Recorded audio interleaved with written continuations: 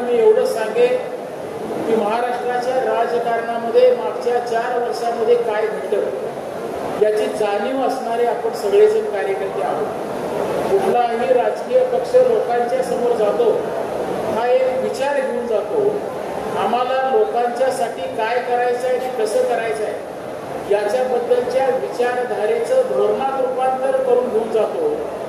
आज अशा दृष्टिकोनातून महाराष्ट्रात काम करणाऱ्या पक्षांच्याकडे जर आपण बघायचं ठरवलं तर प्रामुख्याने 2 विचारधारा प्रामुख्याने आपल्या डोळ्यासमोर उभा राहतात। आजपर्यंत आपण म्हणत आलो की धर्मनिरपेक्षतेच्या नावाखाली या देशातल्या सगळ्या अल्पसंख्याक लोकांनी एकत्र यावं आणि आम्हाला मतं द्यावी आणि मतांच्या राजकारणाच्या माध्यमातून सत्तेचं राजकारण करणारा एक विचार खरं तर काँग्रेस, राष्ट्रवादी काँग्रेस सारख्या पक्षांच्या माध्यमातून आपण बघितला आणि या देशात हिंदू बहुसंख्य लोक आहेत। या देशातलं राजकारण हिंदूंच्या हातात असलं पाहिजे आणि म्हणून हिंदूंनी एकत्र यावं आणि आम्हाला मतदान करावं आणि सत्ता करण्याचा एक विचार आम्हाला द्यावा ही भूमिका मांडणारे शिवसेना आणि भाजपचे 4 वर्षापूर्वी असणाऱ्या विचारधारा खरं तर तुम्ही आम्ही बघितलेल्या आहेत। पण महाराष्ट्रात नेमकं या 4 वर्षात काय घडलं, विचारधारा म्हणून लोकांच्या समोर गेलेले हे पक्ष आपापल्या विचारधारा खरंच टिकवू शकले का? विचारधारांच्या पुढे जाऊन ज्या भावनेतून लोकांना, कार्यकर्त्यांना आपण संघटित केलं त्या लोकांना, कार्यकर्त्यांना तो विश्वास राखण्याचं काम आपण करू शकलो का?